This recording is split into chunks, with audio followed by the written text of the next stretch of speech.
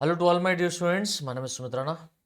बच्चों, हम लोग सेमेस्टर थर्ड स्टार्ट किए हैं और इस सेमेस्टर थर्ड में यूनिट सेकंड हमारा चल रहा है और यूनिट सेकंड का ये थर्ड लेक्चर हम लोग यहाँ पर लेकर के आए हैं आपके लिए, जिसमें मॉलिक्यूलर बायोलॉजी पर हम लोग बात कर रहे हैं। और मॉलिक्यूलर बायोलॉजी में हम लोग जो देख रहे हैं सेकंड यूनिट, वो क्या है? प्रोसेस ऑफ ट्रांसलेशन, यानी कि जो अनुवादन की प्रक्रिया है वो किस प्रकार से हो रही है। तो मैंने जो इम्पोर्टेंस होता है ट्रांसलेशन का वो पढ़ा दिया है। जैसे कि ट्रांसलेशन के बारे में आपको हिस्ट्री मैंने बता दिया टोटल, प्रीवियस लेक्चर में आप देखिएगा।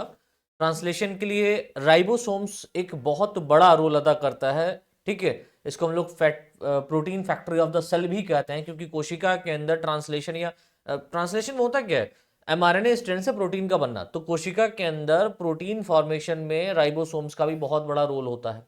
ठीक है, उसके साथ साथ मैंने आज का जो लेक्चर है यहां पर हम लोग डिस्कस करेंगे कि ट्रांसलेशन होगा, लेकिन उसके लिए कौन कौन से कारक इन्वॉल्व होंगे। ठीक है, तो factors involve in translation, translation के प्रोसेस में कौन कौन से फैक्टर इन्वॉल्व होते हैं, कौन कौन से फैक्टर ऐसे होंगे जो ट्रांसलेशन के प्रोसेस को कराने के लिए सक्षम होंगे या ट्रांसलेशन का प्रोसेस करवाएंगे।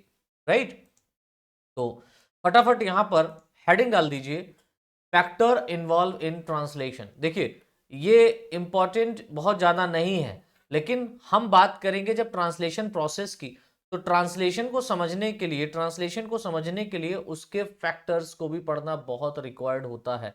राइट, तो यहां पर देखिए पहला पॉइंट लिखा हुआ है कि ट्रांसलेशन की एक्टिविटी मुख्यतः 3 स्टेप्स में कंप्लीट होती है। राइट, जिस तरीके से ट्रांसक्रिप्शन की बात करते थे, राइट, ट्रांसक्रिप्शन की बात कर रहे हैं, या हम लोग ट्रांसलेशन की बात करें, तो इन दोनों में क्या है, इन दोनों में क्या है, 3 स्टेप में ही ये एक्टिविटीज कंप्लीट होती है। पहला तो इनिशिएशन होता है, जिसको हम लोग प्रारंभन कहते हैं। दूसरा इलोंगेशन, दैट मीन्स वो चीज क्या होगी? बढ़ेगी। और तीसरा होता है टर्मिनेशन, दैट मीन्स कोई भी चीज पर्टिकुलर एरिया पर जाकर के खत्म होती है, चाहे हमारी एज की बात हो, लंबाई की बात हो, किसी की।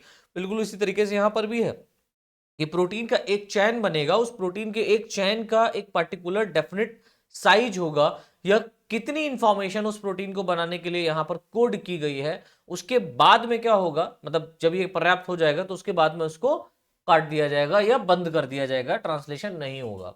ठीक है, तो यहां पर पहली बात तो आपको याद रखना है कि इस पूरे वर्ल्ड में 2 टाइप्स की सेल्स पाई जा रही है। हालांकि एक और प्रकार की सेल्स है मीजोकैरियोटिक सेल, उनकी बात नहीं करेंगे।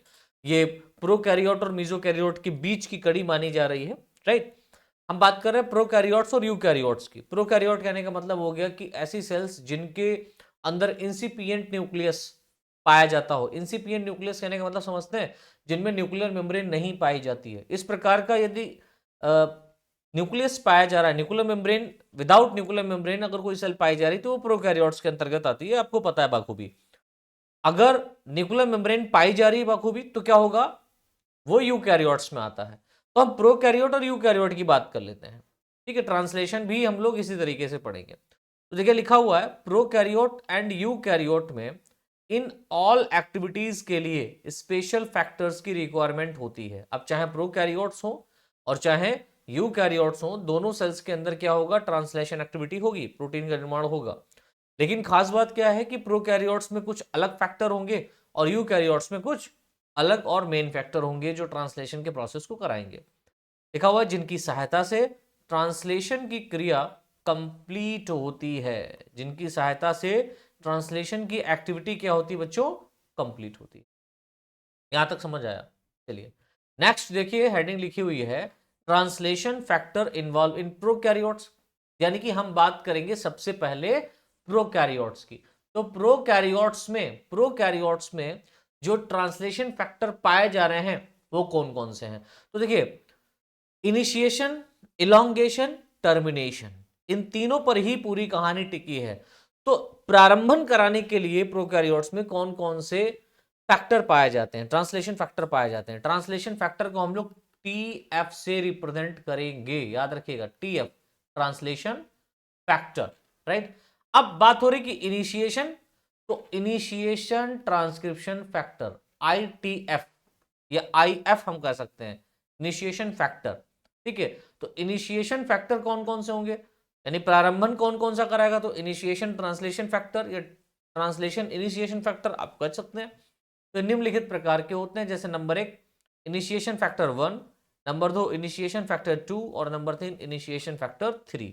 1 2 3 ये 3 प्रकार के ट्रांसलेशन फैक्टर पाए जाते हैं प्रोकैरियोट्स के अंदर, वो भी किसके लिए, इनिशिएशन के लिए, प्रारंभन के लिए। अब बात करें अगर हम लोग इनिशिएशन फैक्टर फर्स्ट की, राइट, तो देखिए लिखा हुआ है या फैक्टर इमेच्योर टीआरएनए को, अब आपको पता होना चाहिए कि आरएनए भी बड़ा इंपॉर्टेंट रोल अदा करता है ना। आरएनए आरएनए को हम लोग आगे डिस्कस करेंगे नेक्स्ट लेक्चर में। 3 प्रकार का होता है, आरआरएनए, ठीक है, टीआरएनए और एमआरएनए। ये तीनों जो आरएनए के प्रकार हैं, ये तीनों आरएनए के प्रकार बहुत इंपॉर्टेंट रोल अदा करते हैं ट्रांसलेशन में, ठीक है, तीनों के तीनों। ऐसा नहीं कि खाली एमआरएनए जो है ना यही रोल अदा करेगा, या टीआरएनए नहीं करेगा, या आरएनए करेगा एमआरएनए नहीं करेगा, ऐसा नहीं है। ये तीनों आरएनए एक प्रोटीन फॉर्मेशन के लिए बहुत बहुत रिक्वायर्ड है। मैंने क्या बताया, इनिशिएशन फैक्टर 1 में क्या होता है कि ये जो फैक्टर होते हैं इमेच्योर टीआरएनए को, इमेच्योर यानी कि जो मैच्योर टीआरएनए नहीं है उसको राइबोसोम की ए साइट पर इंटर करने से रोकता है, समझिएगा। इमेच्योर टीआरएनए है यानी कि ऐसा टीआरएनए जिसके पास में प्रोटीन या अमीनो एसिड्स नहीं है, अमीनो एसिड्स नहीं है, तो वो इमेच्योर टीआरएनए बोला जाएगा। और ऐसा टीआरएनए जिसके पास में अमीनो एसिड्स पाए जाते हैं, ठीक है, जिसके पास में अमीनो एसिड्स, मान लो ये अमीनो एसिड A1 है, ये किसी एक पार्टिकुलर कोडोन को क्या करेगा, कोड करेगा जाकर के, तो ये क्या कहलाएगा, मैच्योर आरएनए कहलाएगा, मैच्योर टीआरएनए, ठीक है। और टीआरएनए ही क्या करते हैं, आपको पता है कि टीआरएनए ही प्रोटीन फॉर्मेशन में सहायता करते हैं। दैट मीन्स साइटोप्लाज्म के अंदर से जितने भी अमीनो एसिड्स हैं उन सबको कैरी करके, यानी 20 types of amino acid required होते हैं, तो 20 प्रकार के अमीनो एसिड्स को ये कैप्चर करेंगे, साइटोप्लाज्म के अंदर से पकड़ेंगे और लाएंगे एमआरएनए स्ट्रैंड के ऊपर, ठीक है। तो जो इमेच्योर टीआरएनए होता है इसको ए साइट पर क्या करता है, ये ब्लॉक करता है, राइबोसोम के ए साइट पर ब्लॉक करता है। अब देखिए राइबोसोम में 3 भाग होते हैं, राइबोसोम्स की जो लार्ज सब यूनिट होती है इसमें 3 भाग होते हैं, ये एमआरएनए है, ये राइबोसोम का स्मॉलर सब यूनिट, ये राइबोसोम का क्या है, स्मॉल सब यूनिट, ये लार्ज सब यूनिट ऑफ राइबोसोम। तो इसमें 3 भाग हैं, एक तो होता है ए साइट, एक होता है पी साइट और एक होता है ई साइट, ठीक है। ए साइट से प्रोटीन या अमीनो एसिड्स क्या होते हैं, अंदर की तरफ आते हैं। पी साइट को हम लोग पेप्टाइड साइट बोलते हैं, दैट मीन जितने भी अमीनो एसिड्स यहां पर आएंगे, मान लो amino acid A1, amino acid A2, amino acid A3, ये सारे के सारे अमीनो एसिड पेप्टाइड बॉन्ड से क्या करते हैं, जुड़ते हैं। तो उसी प्रकार यहां पर आप देखेंगे कि जो अमीनो एसिड है, अमीनो एसिड ए साइट कहने का मतलब अमीनो एसिड का आने वाला साइट, पी साइट कहने का मतलब पेप्टाइड बॉन्ड को बनाने वाला साइट, और ई साइट कहने का मतलब होगा exit site. That means amino acid A1 अगर मान लो पहले आया तो ये पी साइट पे जाएगा, ये राइबोसोम खिसकेगा इधर की तरफ, राइबोसोम स्लाइड करेगा, ये स्लाइडिंग मैकेनिज्म की तरीके से होता है। मान लो यहां पर कोई चीज आए, उसको अब ऐसे आगे बढ़ेंगे तो जो पीछे वाली चीज, जो पहले हम जो चीज मिली वो पीछे निकलती चली जाएगी, बिल्कुल उसी तरीके से यहां पर ये एमआरएनए स्ट्रैंड पर राइबोसोम जुड़ता है, और जो कोडोन भर जाता है उसको छोड़ करके ये आगे की तरफ बढ़ेगा, इस तरफ, ठीक है, फॉरवर्ड डायरेक्शन में आगे की तरफ बढ़ता है। मैं आगे ट्रांसलेशन पढ़ाऊंगा तो अच्छे से समझ में आपको आएगा मैकेनिज्म कैसे होता है ट्रांसलेशन का, ठीक है। तो पी साइड पर पेप्टाइड बॉन्ड बनते हैं, और जो अमीनो एसिड बन जाते हैं उनको इस साइड से बाहर की ओर निकाला जाता है, ठीक है। तो लार्ज सब यूनिट ऑफ राइबोसोम में 3 साइट होता है, राइट। एक तो होता है ए साइट जिसमें अमीनो एसिड आकर के जुड़ते हैं, दूसरा होता है पी साइट जिसमें peptide bond, amino acid peptide bond के द्वारा जुड़ते हैं, और तीसरा होता है ई साइट। दैट मीन्स यहां पर क्या होगा, एग्जिट साइट, यहां से अमीनो एसिड बाहर की तरफ राइबोसोम से निकलेगा। तो इनिशिएशन फैक्टर 1 क्या करता है, इमेच्योर टीआरएनए को, जो मैच्योर टीआरएनए नहीं है उसको राइबोसोम की ए साइट पर रोकता है, नहीं जाने से रोकता है, इंटर करने से रोकता है। यह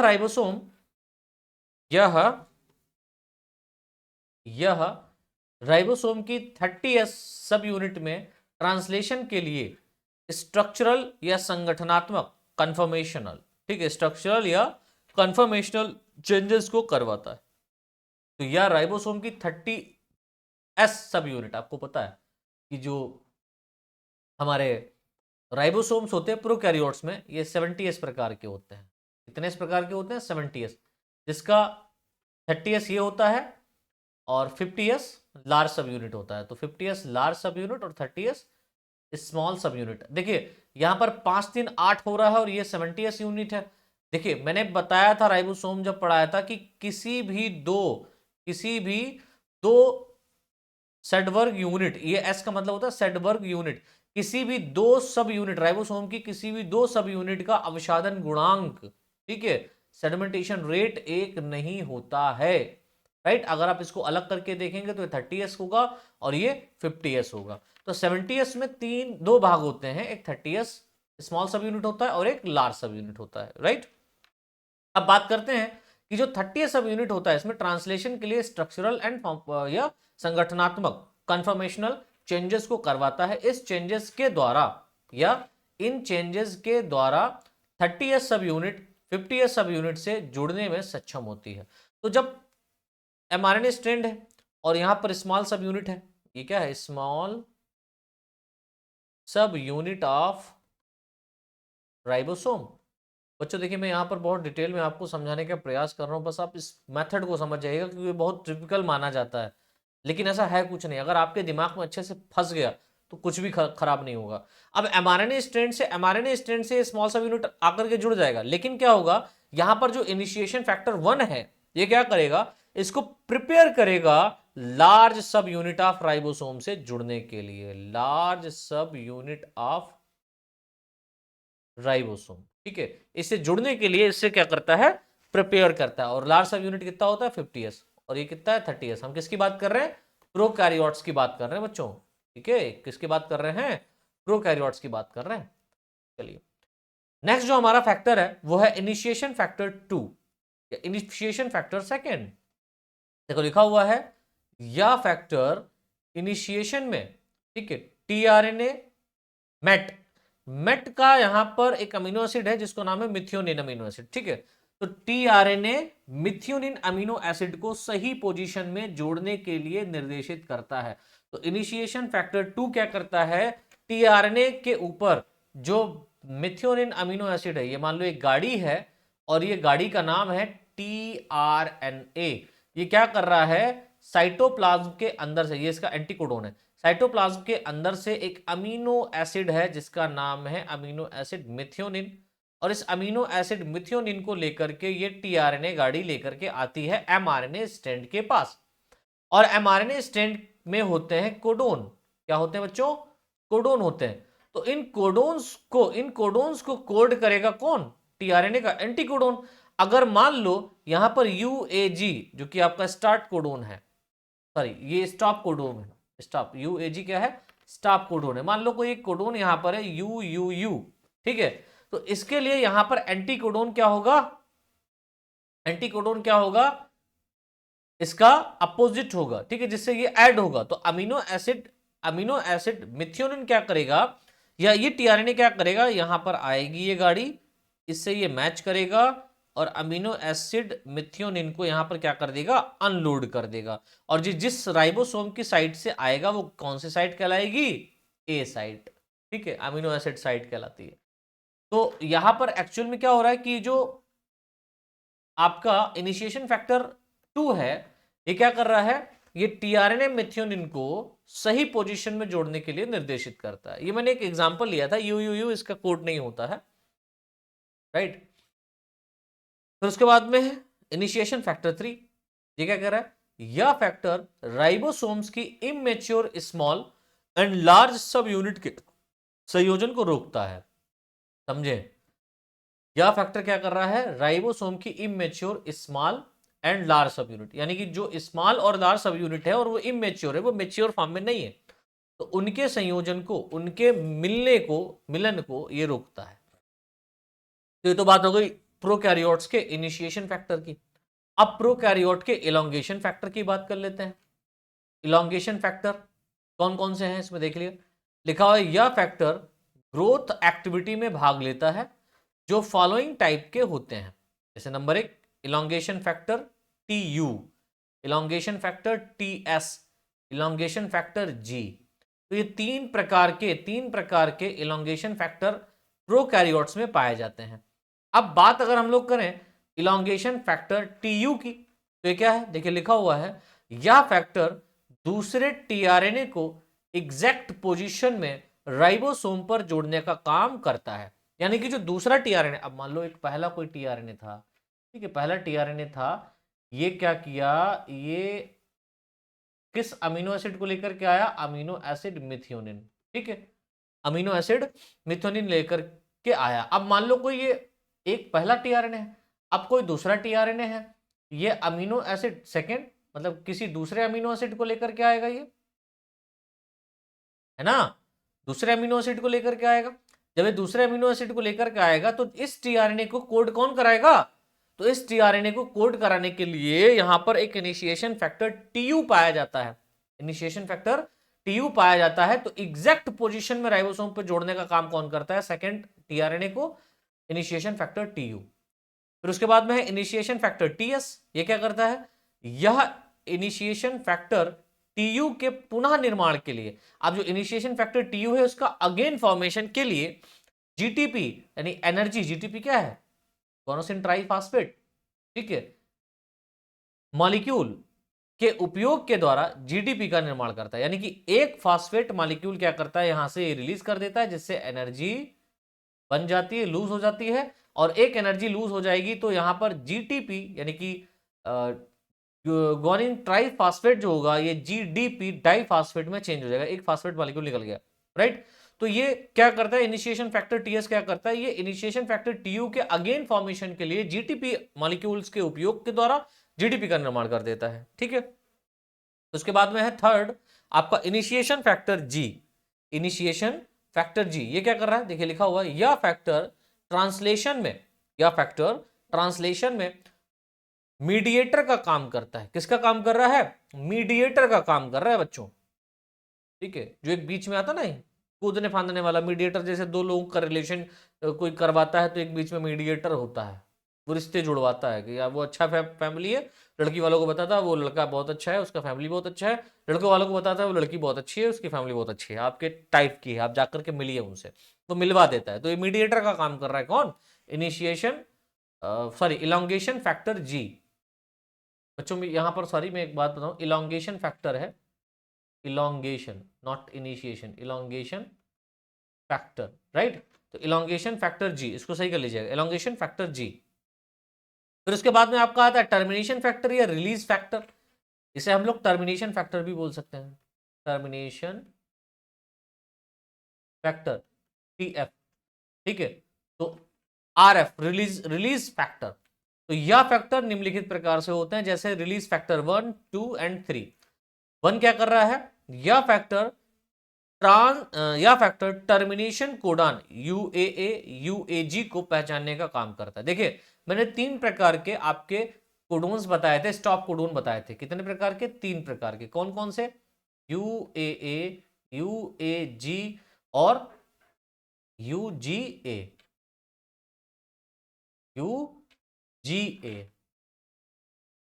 तो 3 प्रकार के क्या होते हैं, स्टॉप कोडोन होते हैं। और इन 3 प्रकार के स्टॉप कोडोन्स में जो रिलीजिंग फैक्टर या रिलीज फैक्टर 1 होता है, ये UAA और UAG आज आ को, आज आ जा, इसको याद करने का कोड मैंने बताया था ना, आज आ जा, ठीक है। तो आज मतलब AG GA आ AA, तो AA और AG, ठीक है, आज आ को पहचानने का कार्य करता है। सेकंड रिलीजिंग फैक्टर, सेकंड या फैक्टर टर्मिनेशन कोडॉन UAA आ और जा को पहचानने का काम करता है। और तीसरा आपका है रिलीजिंग फैक्टर 3 या फैक्टर टर्मिनेशन के बाद, या फैक्टर टर्मिनेशन के बाद release factor 1 release factor second को राइबोसोम से अलग करने का काम करता है। अब जाहिर सी बात है, अगर मान लो कोई राइबोसोम में रिलीजिंग फैक्टर जाकर के ऐड हुआ, ठीक है, तो इसको हटाने के लिए भी तो बहुत रिक्वायरमेंट है, इसको हटाने के लिए भी तो किसी न किसी की जरूरत पड़ेगी। तो रिलीजिंग फैक्टर जो 3 है ये क्या करेगा, ये रिलीजिंग फैक्टर 1 और रिलीजिंग फैक्टर 2 को राइबोसोम से अलग करने का काम करता है, राइट। अब बात करते हैं हम लोग फोर्थ, यहां पर एक और आपका आता है जिसका नाम है ribosome recycling factor, RRF। RRF ये भी इंपॉर्टेंट है। देखिए लिखा हुआ है ट्रांसलेशन के कंप्लीट होने के बाद राइबोसोम्स की दोनों सब यूनिट को सेपरेट करने का काम करता है। अब ऐसा भी नहीं कि राइबोसोम जुड़ा ही रहेगा, है ना। मान लो कि प्रोटीन मॉलिक्यूल बन गया, यहां पर, यहां से स्टार्ट हुआ तो, और यहां पर राइबोसोम पहुंचा, राइट। राइबोसोम पहुंचा, यहां पर राइबोसोम पहुंचा, तो इसको हटाने का काम करने के लिए कौन आएगा, RRF। RRF releasing ribosome recycling factor, ribosome recycling factor. ये अलग हो जाएगा, ये अलग हो जाएगा, और mRNA स्टैंड अलग हो जाएगा, प्रोटीन अलग हो जाएगा, ठीक है। अब इसके बाद में हम लोग ट्रांसलेशन फैक्टर इन्वॉल्व यूकैरियोट। अब हम लोग यूकैरियोट्स के बारे में देखेंगे। यूकैरियोटिक सेल्स, ये बहुत इंपॉर्टेंट है, एग्जाम में आपके पूछा जा सकता है कि यूकैरियोटिक कोशिकाओं में ट्रांसलेशन क्रिया कराने वाले फैक्टर्स के बारे में समझाइए, ठीक है। इस तरीके से क्वेश्चन आ सकता है। तो देखिए लिखा हुआ है पहला पॉइंट, इसमें यूकैरियोट्स के लिए प्रीफिक्स ई को जोड़ा जाता है, ये फॉलोइंग टाइप्स के होते हैं। अब यानी कि बात वही है, initiation factor, elongation factor, release factor, right. लेकिन इनके आगे ई लगा दिया जाएगा, ई मतलब यूकैरियोट। तो EIF, EF और ERF, that means eukaryotic initiation factor, eukaryotic elongation factor, eukaryotic releasing factor, right. अब सबसे पहले हम बात करेंगे यूकैरियोटिक इनिशिएशन फैक्टर। तो EIF यूकैरियोटिक इनिशिएशन फैक्टर लिखा हुआ, यूकैरियोट्स में यह फैक्टर फॉलोइंग 10 टाइप्स के होते हैं, बहुत इंपॉर्टेंट है। प्रोकैरियोट्स में मैंने कितने प्रकार के बताए, मात्र 3 प्रकार के, ठीक है। इनिशिएशन फैक्टर कितने प्रकार के बताए, 3 प्रकार के बताए। लेकिन यहां पर आप जब देखेंगे यूकैरियोट्स में, तो इसमें 10 प्रकार के क्या पाए जाते हैं, इनिशिएशन फैक्टर पाए जाते हैं। जैसे eukaryotic initiation factor 1, eukaryotic initiation factor 1A, eukaryotic initiation factor 2, eukaryotic initiation factor 3, eukaryotic initiation factor 4A, 4B, 4F, 4G, ठीक है। और eukaryotic initiation factor 5, eukaryotic initiation factor 6। तो यहां से आप देखिएगा 4A, B, F, G, ठीक है। A, B, G, F ऐसे भी कर सकते हो, या F, G भी कर सकते हो। और 5, 6 यानी कि इसमें टोटल 10 प्रकार के यूकैरियोटिक इनिशिएशन फैक्टर पाए जाते हैं। अब समझिए पहला यहां पर है आपका यूकैरियोटिक इनिशिएशन फैक्टर 1। अब देखिए इसमें क्या खास बात है आपकी, लिखा हुआ है यह फैक्टर प्री इनिशिएशन कॉम्प्लेक्स का कंपोनेंट होता है। Pre initiation that means initiation process start होने से पहले वाली प्रक्रिया प्री इनिशिएशन कहलाती है, राइट। तो यह फैक्टर प्री इनिशिएशन कॉम्प्लेक्स को कंप्लीट या का कंपोनेंट होता है। दूसरा इनिशिएशन फैक्टर 1A यूकैरियोटिक, यह फैक्टर भी प्री इनिशिएशन कॉम्प्लेक्स का कंपोनेंट होता है। तो अगर देखा जाए eukaryotic initiation factor 1 and eukaryotic initiation factor 1A, ये दोनों ही क्या हैं, ये दोनों ही क्या हैं, इनिशिएशन कॉम्प्लेक्स के कंपोनेंट हैं। थर्ड है आपका यूकैरियोटिक इनिशिएशन 2 फैक्टर 2, यह फैक्टर इनिशिएशन के समय, याद रखिएगा यह फैक्टर इनिशिएशन यानी प्रारंभन के समय टीआरएनए को मिथ्योनिन अमीनो एसिड से संयोग करवाता है। तो यहां पर यूकैरियोट्स में याद रखना, यूकैरियोट्स में जो इनिशिएशन फैक्टर 2 होगा, ये टीआरएनए को मिथ्योनिन अमीनो एसिड से कोड कराने का काम करता है। यह संयोजन प्री इनिशिएशन कॉम्प्लेक्स के कंपोनेंट में होता है, ठीक है। थर्ड है हमारा, फोर्थ है हमारा इनिशिएशन फैक्टर 3, यह फैक्टर प्री इनिशिएशन कॉम्प्लेक्स का कंपोनेंट होता है, ये भी होता है। यह यूकैरियोटिक इनिशिएशन फैक्टर 4G से डायरेक्ट कांटेक्ट करता है तथा कैप बाइंडिंग कॉम्प्लेक्स से संयोग करता है। कैप बाइंडिंग आपको पता है, इसमें कैप रीजन पाया जाता है, ठीक है, कैप एक तरफ कैप होता है और एक तरफ G-ट्रिपल-P पाया जाता है, गोनोसिन ट्राइफॉस्फेट आपका पाया जाता है, ठीक है।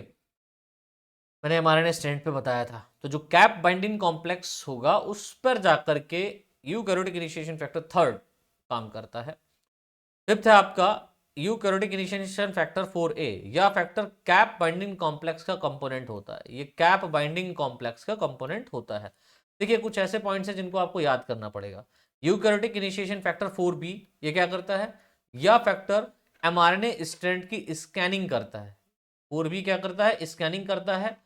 यह काम हेलिकेज एंजाइम की सहायता या हेलिकेज एंजाइम की तरह होता है। ये बिल्कुल हेलिकेज, जिस तरीके से हेलिकेज एंजाइम क्या करता है, हेलिकेज एंजाइम डीएनए के हेलिकल्स को खोलता है ना, बिल्कुल उसी तरीके से ये काम स्कैनिंग करता है। उसको स्कैन करेगा जाकर के कहां पर से कोडिंग होगा, जो कि एमआरएनए स्ट्रैंड में इंट्रामॉलिक्यूलर बेस पेयर के विघटन के द्वारा किया जाता है। इंट्रामॉलिक्यूलर बेस पेयर यानी कि उसके अंदर जो मॉलिक्यूलर बेसिस पाए जा रहे हैं, बेस पेयर पाए जा रहे हैं, उनके डिकम्पोजिशन के द्वारा किया जाता है।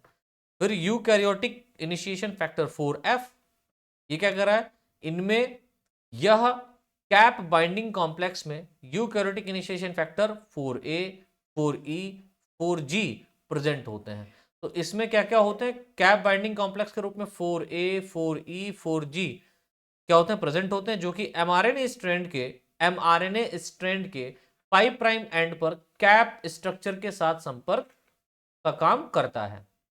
आठवां है यूकैरियोटिक इनिशिएशन फैक्टर 4G। ये क्या कर रहा है? यह कैप बाइंडिंग कॉम्प्लेक्स का कंपोनेंट होता है। सीधी बात है, वहां पर यह पाया जा रहा है।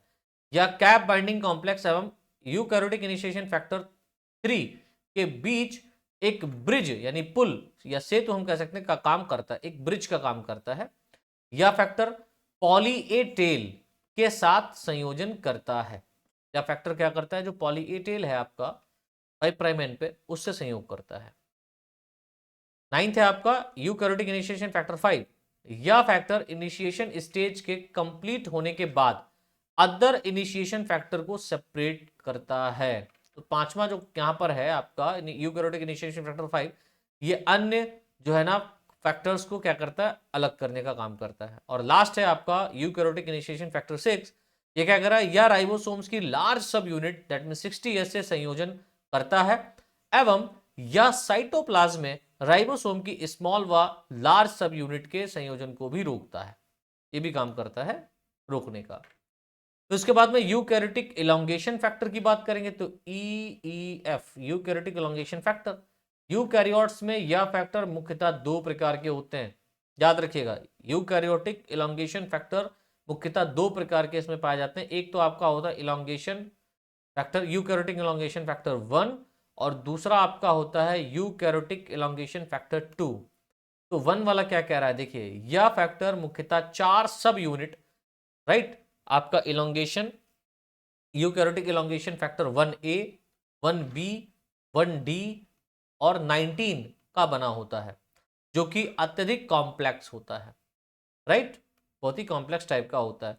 यह फैक्टर टीआरएनए को राइबोसोम पर एग्जैक्ट पोजीशन में अरेंज के लिए निर्देशित करता है। तो ये जो फैक्टर होता है ये टीआरएनए को राइबोसोम्स पर क्या करता है? एग्जैक्ट पोजीशन में अरेंज करवाने का काम करता है।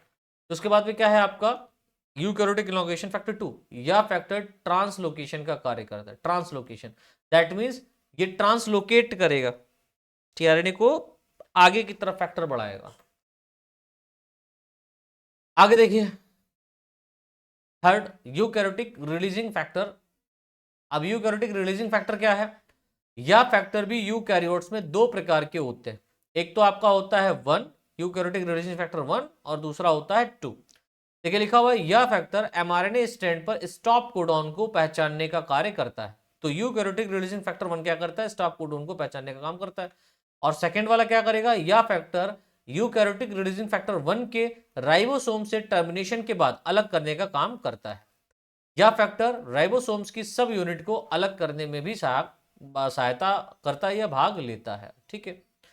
तो इस तरीके से बेटा अगर आप देखें तो हमारा ये कंप्लीट होता है जो ट्रांसलेशन एक्टिविटी में आपके फैक्टर्स इन्वॉल्व होंगे, कौन कौन से फैक्टर्स प्रोकैरियोट्स में, कौन कौन से फैक्टर्स यूकैरियोट में इन्वॉल्व होंगे, वो मैंने यहां पर बता दिया है।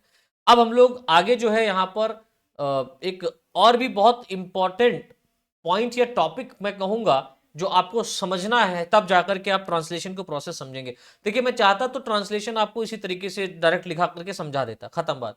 लेकिन ट्रांसलेशन की एग्जैक्ट प्रोसेस को, बहुत अच्छी प्रोसेस को समझने के लिए, बारीकी से समझने के लिए आपको बेसिक लेवल बहुत इंपॉर्टेंट है। जब तक आप बेसिक लेवल नहीं समझेंगे तब तक आप ट्रांसलेशन प्रोसेस समझ नहीं पाएंगे मेरे बच्चों।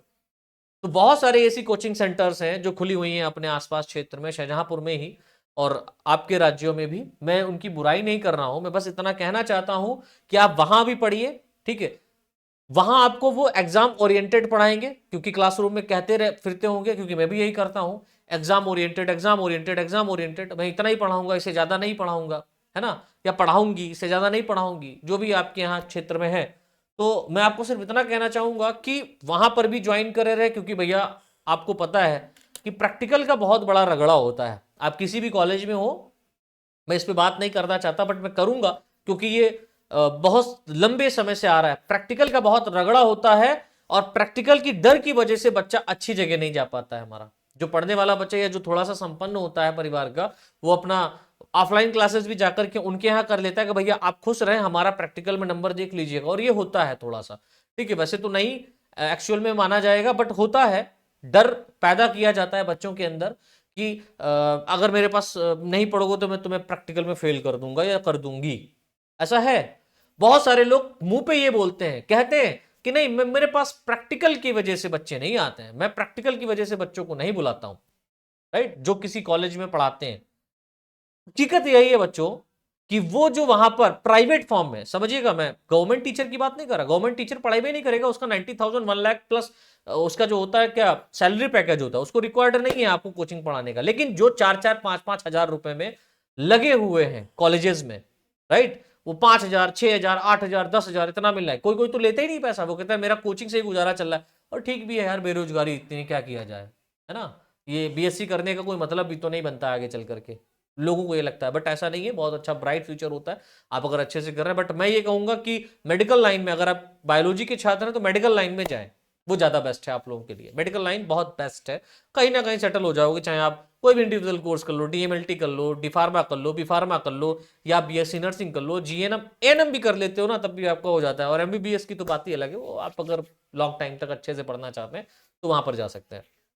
तो प्रैक्टिकल की वजह से बच्चे घबराए हुए हैं, वो जाते हैं उनके पास में, और वहां के जो टीचर्स हैं वो कहते हैं मैं प्रैक्टिकल की वजह से आप लोगों को नहीं बुलाता हूं। लेकिन हकीकत यही है कि वो बच्चे डर जाते हैं, उनको डराया जाता है, किसी के माध्यम से बोला जाता है कि मैं प्रैक्टिकल में तुमको देख लूंगा या देख लूंगी। तो बच्चों अब छुट्टी करो, कोई बात नहीं, आप नहीं पढ़ रहे किसी के पास तो अच्छी बात है, आपका पर्याप्त यहां से मटेरियल में प्रोवाइड कराऊंगा, ठीक है। और डिटेल्ड में एग्जाम ओरिएंटेड तो पढ़ाई रहा हूं, लेकिन उसके साथ साथ आपने इसके अलावा और क्या सीखा, जब आप एमएससी करने जाएंगे या जब आप खुद की इंडिविजुअल कोचिंग कहीं पर पढ़ाना चाहेंगे अपने क्षेत्र में किन्हीं को, तो उनको पढ़ाने के लिए आपके पास क्या ऐसा स्किल है, क्या आपने इतना सीखा बीएससी करके कि आप उसको पढ़ा पाए। तो वो सारी चीजें यहां पर हम लोग कवर करते हैं एक्चुअल में। अब हम ही बात करेंगे अपनी, हम कवर करते हैं, ठीक है। तो हमारा एसआर बीएससी क्लासेस आपके साथ है, बस आप लोग अपना सपोर्ट बनाए रखें। और मैं आप लोगों को बता दूं कि अब रेगुलर क्लासेस रहेंगी, बिकॉज मैं सेटल हो गया हूं आपके अपने शाहजहांपुर में, ठीक है, साउथ सिटी में मैं रह रहा हूं यहीं पर। तो जो बच्चे ऑफलाइन नीट की प्रिपरेशन करना चाहते हैं या नीट लेवल 11 12 पढ़ना चाहते हैं, मैं स्पेशली उस पर भी काम कर रहा हूं, तो वो बच्चे मुझसे इंडिविजुअली ऑफलाइन में यहाँ साउथ सिटी में पढ़ सकते हैं। जो साउथ सिटी के हमारे स्पेशली बच्चे हैं उनके लिए मैं बात बता रहा हूँ। बाकी जो हमारे बीएससी लेवल का बच्चा पढ़ना चाहता है, अगर वो इस क्षेत्र का है या आसपास क्षेत्र में है, तो वो आकर के यहाँ पढ़ सकता है, कॉल कर सकता है, नंबर दिया हुआ है, राइट। मैं एक नंबर और लिखे दे रहा हूँ आपके सामने, इस नंबर पे आप कॉल कर सकते हैं, 7007431077, ठीक है। ये हमारा ऑफलाइन क्लासेस के लिए कॉल आप इस पे कर सकते हैं। और ये मैं यहाँ आप लोगों को डिजिटल फॉर्म में ये आप लोगों को बता रहा हूँ कि आप लोग जुड़े बच्चों, ठीक है। यहां पर मैंने क्या किया है कि प्रैक्टिकल का डर तो आपका खत्म ही कर देना है कि आप वहां भी पढ़ें, कोई दिक्कत नहीं। और यहां से मैं आपको इतनी कम फीस में, इतने मिनिमम अमाउंट में पूरा सेमेस्टर प्रोवाइड करा रहा हूं कि आपको एक बार ही खरीदना, उसके बाद नहीं। और वहां पर आपको 1500, 2000, 2500 ऐसा आपको जो है ना पेमेंट करना पड़ेगा। क्यों? प्रैक्टिकल की नंबर की वजह से, और प्रैक्टिकल में नंबर उतने अच्छे आते भी नहीं क्योंकि आपको प्रैक्टिकल करना ही पड़ता है। तो आप लैब जरूर कीजिए अपने कॉलेजेस में। अगर आपके कॉलेज में लैब है तो वहां लैब जरूर करें। वो टीचर आपको नहीं पढ़ाते हैं तो आप मैनेजमेंट से उनसे शिकायत करें। आपको कोई फोर्सफुली जो है ना टॉर्चर कर रहा है, वो कहता है कि नहीं आप मेरे पास पढ़ो आकर के, तो आप थोड़ा सा दृढ़ संकल्प, कुछ नहीं होता यार, कोई नंबर नहीं काट देता, किसी के बाप का कॉलेज नहीं होता है, मैनेजमेंट का कॉलेज है। आप मैनेजमेंट को जाकर के बताएं कि सर ऐसी ऐसी बात है और वो मुझे प्रैक्टिकल के चक्कर में जो है ना डिमोटिवेट कर रहे हैं, मुझे परेशान कर रहे हैं।